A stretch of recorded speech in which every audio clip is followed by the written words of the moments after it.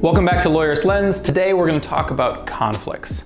So conflicts are when you have a conflict of interest between a current client and another current client, or a former client, or somebody you've talked to about a legal matter who was a potential client, for example. So everybody knows that you have to check for conflicts. So why? Because if you have a conflict, your client can waive some conflicts. Some conflicts are not waivable. But the point is so that you don't get stuck. Because if you have a conflict and you only find out about it in the middle of the case, you have to let your client know, and you may have to bail on the case, and you may have to return some money, which sucks. You don't want to do that. So you need to check for conflicts, and it's not okay to rely on your memory. So what is a conflicts check? It's this thing that we always talk about, do a conflicts check, as if there's a thing out there that just will let you do it. And the reality is a conflicts check is a search.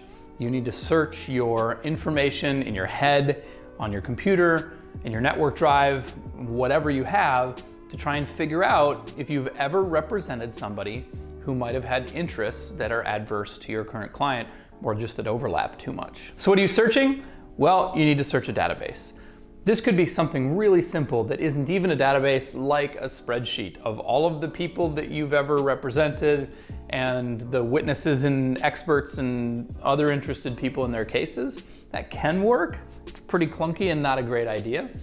What you probably want to use is the database in your contact management program or your law practice management software, because those are designed to keep track of contacts, and you can usually relate contacts to each other and maybe to matters and things like that. And so that way, when you search your database for a name, the name is more likely to pop up.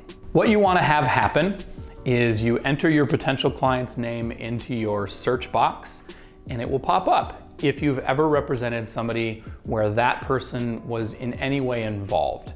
And so what that means is, as you go about your normal work of entering contacts into your practice management software, you want to spell things accurately, and you want to build out relationships. So your case file for a particular client should not just have the client's name, but it should have the adverse parties' names.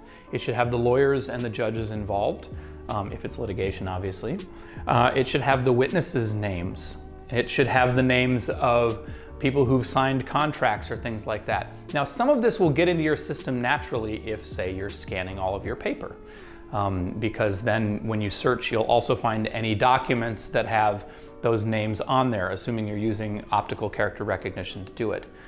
So you're starting to see that you may search different places. Maybe one is the search box in your practice management software. Another is Outlook, because a lot of those names will come in through email. And another one might be the search function on your computer, so that you get all the documents that are saved to your hard drive. Or if you're using cloud storage or a network drive, you're going to want to search there too. So you'll want to assemble a list of places that you need to search. You'll need to search, and what happens if you get results is you need to go investigate. Now, that investigation is going to be super easy if you've kept really good, well annotated notes and files. It might not be super easy if you've been a little bit more haphazard about that stuff.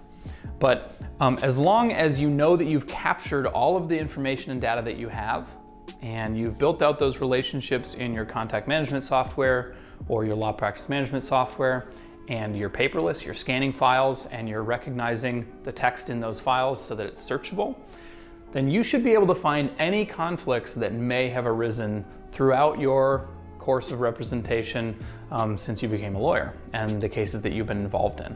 And that's what you're trying to do. It's a good search that is powered by good practices to make sure you're capturing all the information that you need to store. And you can do that in just about any decent law practice management software. You can actually just do it in Outlook. Searching your email is really powerful, but that's all you need to do is a really good search, and then investigate to determine if there is a conflict.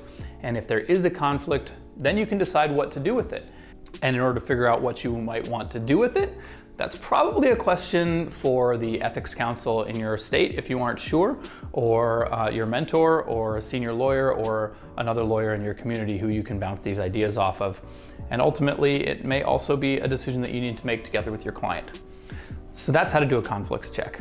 Thanks for tuning in. Subscribe before you leave, hit the bell so you get notified when we release new episodes, and we'll see you next week.